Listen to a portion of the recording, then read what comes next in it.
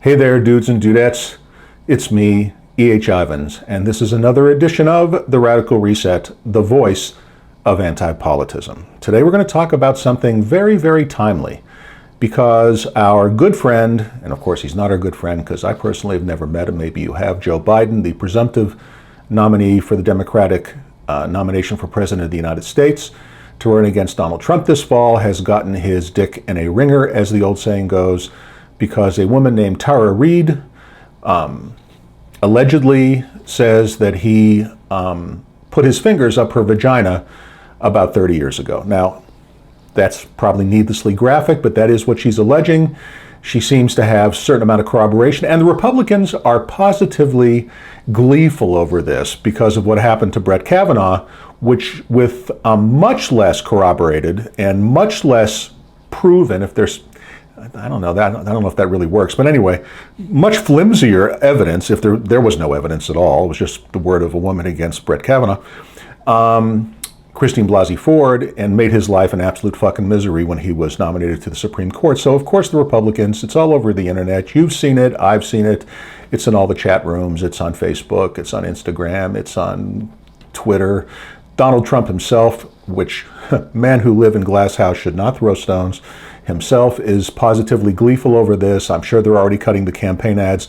And Joe Biden is doing his best to fuck up his life because he is on the edge of, I believe, dementia, and is responding as someone with that condition would do, which is to basically say things that don't make any sense at all. But I'm not here to discuss the relative pros and cons or to take a position on this. I want to read you something. And this is a very famous line that you've heard part of before. Now, this line was written by William Congreve, who died in 1729. And he was an English playwright, and I'm reading this, that's why I'm looking down while I'm talking to you. And he wrote a play called The Morning, as in sad, not morning as in hello, it's the bright new morning, but morning as in mourning dove, as in sad. The Mourning Bride. This play was written in 1697. And the entire quote reads, and you're going to recognize part of it. Heaven has no rage like love to hatred turned, nor hell a fury like a woman scorned. Hell hath no fury as a woman scorned. Okay, I want to talk today not about the relative guilt of either Brett Kavanaugh, Joe Biden, or anybody else accused of this sort of thing, but I want to talk about the Me Too movement and the feminization of our entire culture and the damage this is doing. Now look. Joe Biden may or may not be guilty, Brett Kavanaugh may or may not be guilty, but like, when does the statute of limitations on accusations run out, and what damage does this do more broadly to our country and our culture as a result? In other words, there comes a point, life is just much more complicated and gray. You know, things aren't always black and white. In doing research for this episode, for example, I looked up how many women say they have been abused in the workplace. Both accusations, by the way, well, Biden's accusation was in the workplace. Brett Kavanaugh's accusation took place when he was, just to remind you, when he was 17 years old at a party. But I looked up these statistics. How many women say they've been abused by men in the workplace or inappropriately accosted, or whatever term you want to use? And I got wildly divergent results. For example, National Public Radio, NPR, says it is 81%. Now, another poll done by Inc. magazine, which is right down the middle. Inc. is neither right nor left. It's just right down the middle, I think. I've read it for years, and I consider it right down the middle. Says it's 54%. Now, that's a wildly divergent result. And it made me think, when you have that big a divergence in results, we're not talking within like a margin of error at 2 or 3%. We're talking about, you know, a 20 to 30 point swing. So what's going on here? So it made me wonder, who were they asking? What question were they asking? How are they leading that question? What controls were put on the survey? What constituted abuse? What is and is not abuse? In other words, if you worked for me, and for many, many years I was an employer, and for many, many years I had female and male employees. And like all men who have been in business and have been very successful over a long period of time, I did, in fact, in one occasion, get threatened with a inappropriate sexuality lawsuit. The woman's name was Maris, I won't use her last name, and she was a hypochondriac. And she worked for me, and it came to a point where she was missing more days of work than she was attending, and I fired her.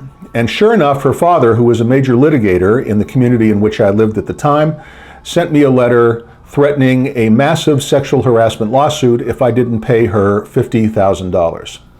I told her through my counsel at the time, go fuck yourself. I will not be extorted. I did not sexually abuse this girl, and I called her bluff. And the whole thing went away. But when I was accused of this, I began talking to all my friends. I was very, and I, by the way, didn't sexually abuse Maris Jameson, or, I'm going to get in trouble for that. I didn't sexually abuse that girl, or anyone else for that matter, in the course of my 40-plus year career. And that was the one and only time I was accused of it. I'll get into the other, not accused of it, but I'll share another anecdote with you just a little bit later. But anyway, to make a long story short, I called the bluff. I won't be blackmailed. But in talking to other businessmen, I found out that all of them at one time or another had been threatened by sexual harassment lawsuits, and I was the exception, not the rule. I was the only one who called the bluff and told them to go fuck themselves. Now, that could lead me to believe one of two things. One is that all of my friends had sexually harassed women in the workplace and when threatened paid up because they were guilty. But I've been in business for a long time. I was in business for a long time. And a lot of times you settle lawsuits simply because they're a bigger nuisance to defend and they can cause more damage in the accusation than whether or not you're really guilty. You know, we live in a real world. So for example, several years before the Maris situation, I had another employee. Her name was Christina. And Christina was a very good assistant to me, but I had to fire her because she was talking about client accounts outside of the office, and she had signed an employment agreement that said that she would not do that. We were in the financial services industry, and when I found out that she did, I fired her on the spot as per the employment agreement. Now, she did sue me. And when she sued me, my attorney called me up. He was my registered agent, which meant he got served any lawsuits, and lawsuits are just a part of business. So I had an attorney that was on full-time retainer just there for that purpose. And he called me up and he said, you know, you've been sued. And I said, what for? And he said, wrongful dismissal. I said, is there any way, anywhere? And I said, oh, Christina. And he went, yeah, Christina. And I said, is there anywhere in her allegation where she alleges any kind of sexual component to it? Did she allege any kind of sexual abuse? And he said, no. And I said to him, then what's the cost of litigating this? And he said about $10,000. And I said, offer her $10,000. Now, why did I pay in that situation $10,000? And why did I tell Maris to go fuck herself? Because Christina and I had a difference of opinion, but she wasn't lying. In other words, from her perspective, she felt wrongfully fired because in other ways she was an excellent assistant. She felt that I should have given her more leeway, contract or not. And I understood that. And because she was honest and because she didn't allege the sexual component, I felt that she was just, we had an honest difference of opinion, and I was willing to pay to have the lawsuit go away because not just in cost of litigation, but the amount of time it would have taken me to go to court and go to other attorneys' offices and give depositions and so on and so forth. I would have spent more than $10,000 of my time. And so both of us walked away happy. And in years since, we ran into each other, and I have no hard feelings against Christina, and I just thought it was a difference of opinion. But many of the men that I met, all of the men that I knew in business had been sued with a sexual component at some point or threatened with a lawsuit, and all had paid up. Now, I've also shared with you before, and this is part of this discussion, that I am a victim of incest. I grew up with a very abusive stepfather who was constantly sexually abusing me. Now, because of that, as a child, I spent my time trying to read the emotions of a psychopath, which of course is impossible. But what it did, it resulted in me having a kind of intuitiveness about other normal people. In other words, to this day, if you and I met, I would size you up very, very quickly, what kind of person you are, because I'm an expert at sizing up people inadvertently because of my childhood. I think you can follow my line of reasoning on that. It's almost magical. People who have met me and ask me, so tell me about myself, and I tell them what I see, they're always blown away. It's almost as if they think I'm psychic, and I'm not psychic. I'm just a kid I'm a guy who spent his childhood reading a psychopath, so normal people become very easy for me. And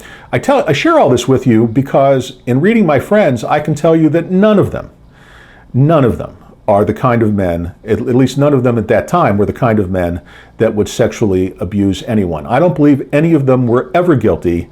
I believe it when they told me they didn't do a goddamn thing. They just paid to settle it because they didn't want their reputations trashed in the courts, and they were unwilling to take that beating, and they were unwilling to expose their families to it, and I completely understood, and they paid up to avoid the disaster. But did they abuse women? No. But were these women scorned? What motivated these women? What brought on the hell that hath no fury is a woman scorned?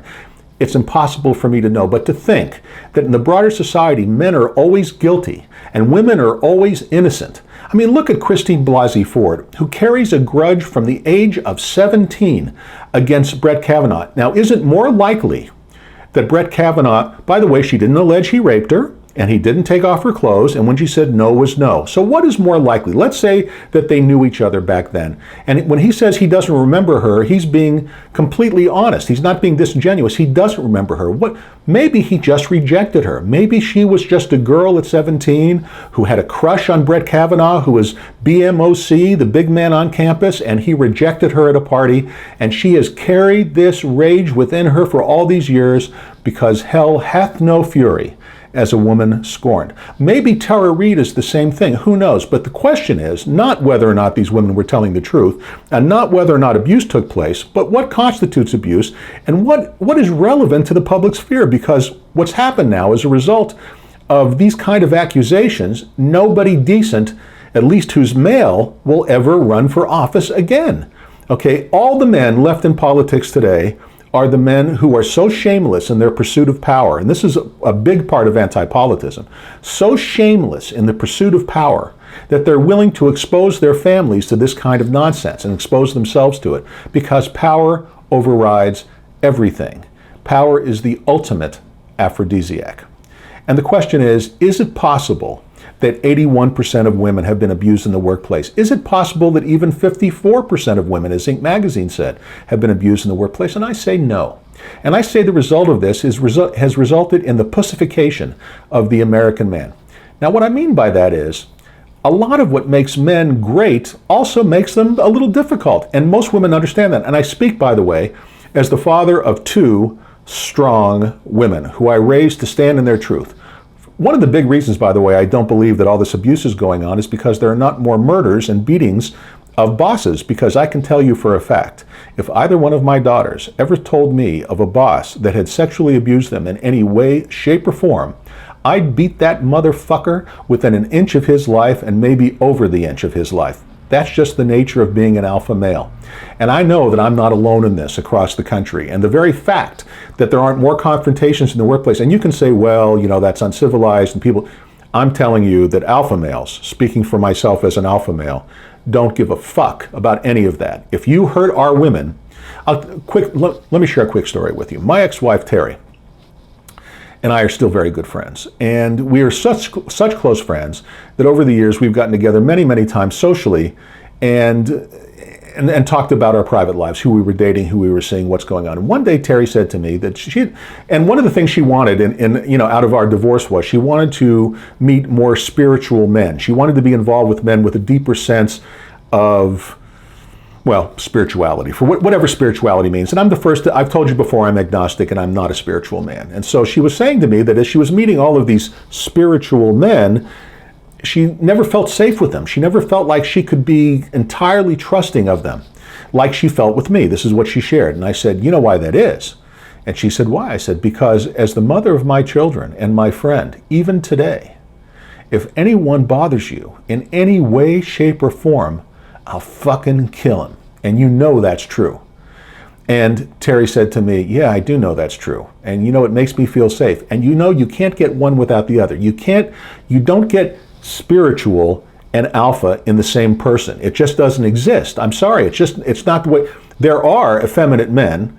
There are men who are more girly, and by the way, that is not a sexual commentary. There are basically three types of men: men, boys, and hairdressers. And I'm a man, and let's say Tom Cruise is a boy, and Pierce Brosnan is a hairdresser, but that doesn't mean he's gay. This is not a comment on it. It's just what kind of man you occur as to women, and women like alpha men. Families like alpha men. Women want to be involved with. Why do women go for assholes? What other people perceive are assholes? Because assholes make them feel safe. Because they know, despite all of the problems with assholes, even though they have to put up with a lot of bullshit with an asshole, and I'm not an asshole, by the way. I'm an alpha man who's not an asshole. But having said that, at least I don't think I'm an asshole, although you could ask. There is a woman out there who is so fucking hating of me. But anyway, that's another story, which I'll get to in just a minute, by the way. But you got to kind of you can't have one without the other. You don't get to feel safe and then get touchy-feely. It just doesn't work in the same person. And how that translates to our broader culture is we're so emasculating men. We're telling men not to behave like men. We're telling men not to teach our boys to be tough.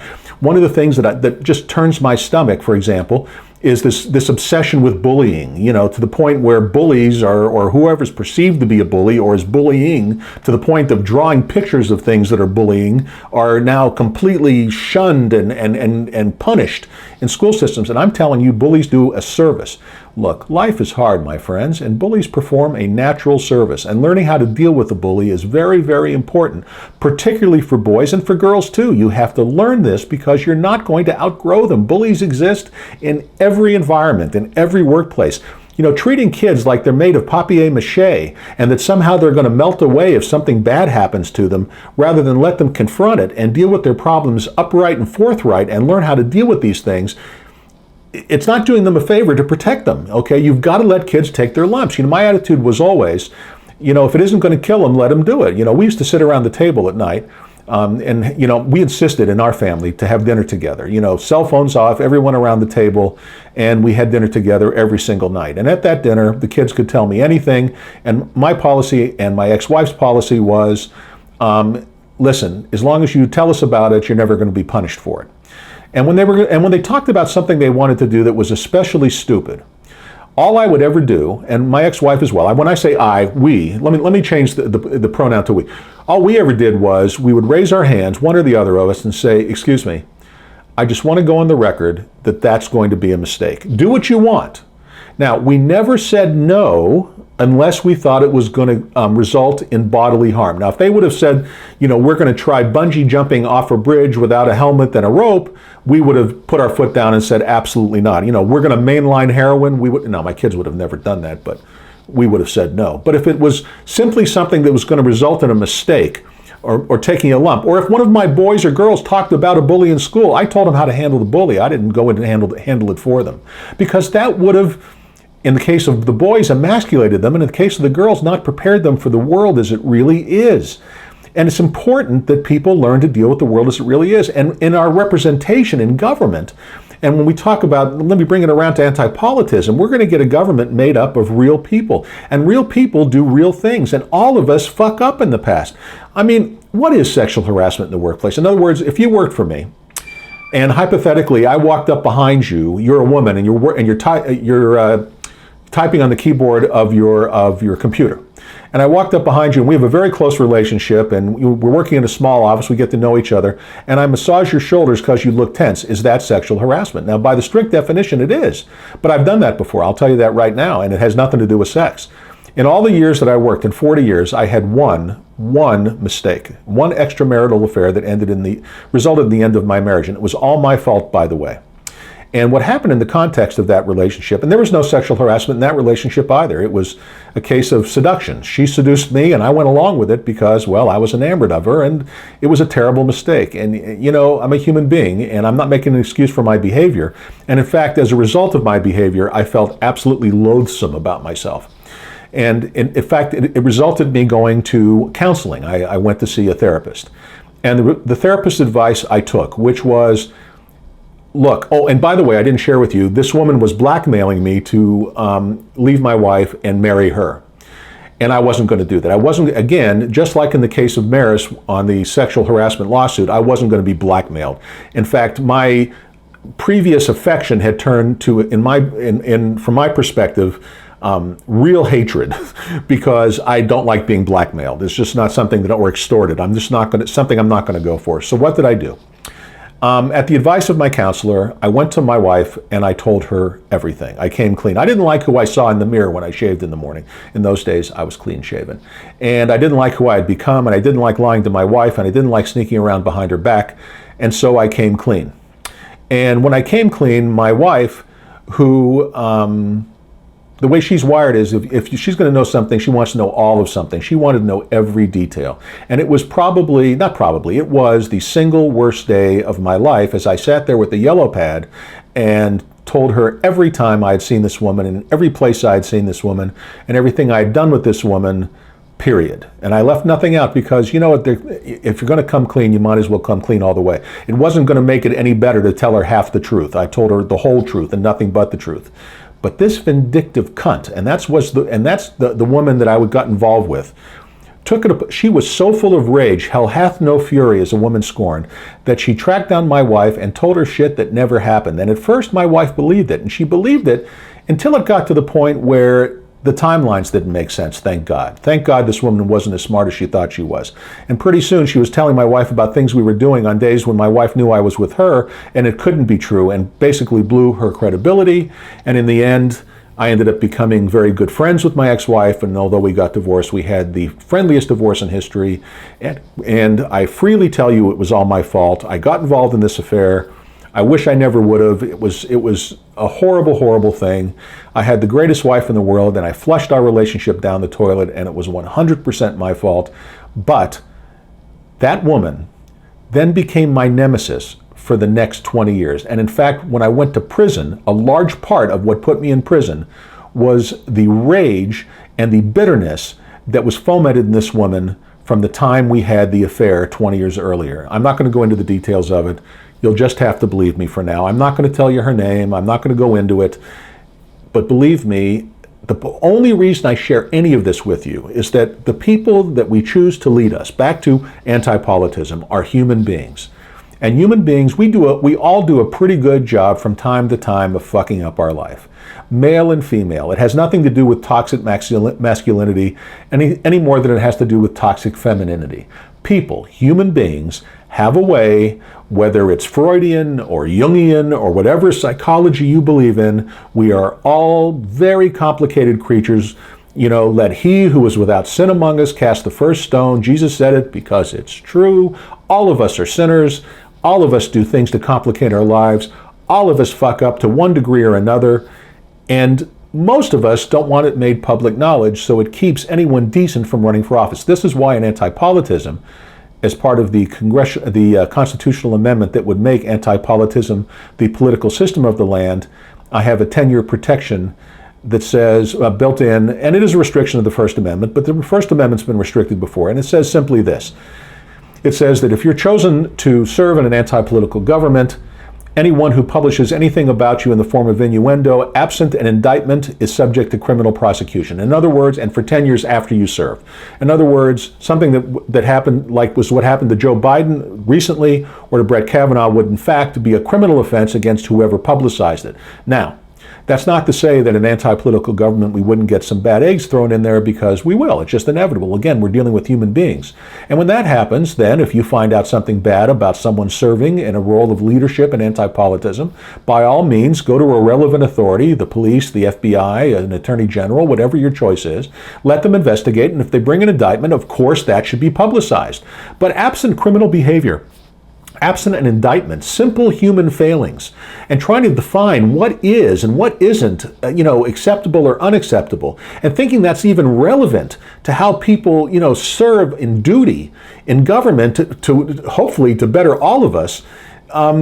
It just has to be separated from the system. We can't have any more. Now, we can't do it with our current people in government, because if they pass a law, as corrupt as they are with as much money in politics, it will be so colored by party politics and so slanted to one side or the other that it would be an unacceptable abridgment of First Amendment rights. But in an anti-political government where there are no parties, no special interests, no money, and it is only pragmatic, then a pragmatic solution is called for. And that was really the point of everything I was going to today. I protect an anti-politism in the system, and you can read about it in A Radical Reset, the book that you can download for free on Kindle or you can buy in paperback. You will see that I, in fact, built in protections for the people serving in an anti-political government. We want the best and the brightest, but we can't expect them to serve out of duty if we're going to let their lives be destroyed. So if some troll wants to publicize something that happened 30 years ago, it's the troll that goes to jail. That is itself a criminal act, and it should be. because any more than you can't shout fire in a crowded theater, you can't destroy the life of a person serving out of duty over something. I mean, what's the statute of limitations? And by the way, we have to have a general discussion. In an anti-political government, we can have that discussion without special interest, without feminism on one side and religious traditionalism on the other, on what is the proper role of men in society and women's society, and what is acceptable and unacceptable behavior. And I'm not going to answer that question today, but I'll tell you one thing for sure. We have gone way too far in the cut the nuts off the men's. You know, men are vital to the healthy, to a healthy family. You know, marriage only exists for one reason, my friends, and that is to have healthy children. It has nothing to do with the husband and wife. One of the things I'm briefly digressing, then I'm going to wrap this up. We have completely forgotten that marriage has nothing to do with the happiness of the people involved. It has everything to do with the children. Marriage exists to protect the children and to keep people legally in a family unit so they produce healthy children. And single parent families produce fucked up children, by and large. I talked about that in the criminal, in the discussion about crime. I talk about it in the book. I talk about it here briefly today. But anyway, I'm getting off into a digression. I'm going to stop. Look, make sure you click on the subscribe button. Make sure you click on the notification button. You get the point. We need to get the politics of personal destruction out of the picture. We need to stop expecting that our leaders are going to shit marble and grow up in a world where everyone is like gender neutral and does everything, you know, politically correct. Can you imagine like going on a date like they prescribed? Which college was it? I think it was Berkeley, or maybe it was Brown, where you're supposed to say to the girl, "May I touch your shoulder now? May I kiss you now?" You know, can you imagine that? I mean, come on. What fucking planet do you live on? Men are men and women are women. And you know what? Women like men, real men. And men like real women. And, you know, any more than women like men who make them feel safe, men, we're simple creatures. Good food, good love, good sex. You do those three things and you're going to have a wonderful relationship with men. It's really easy.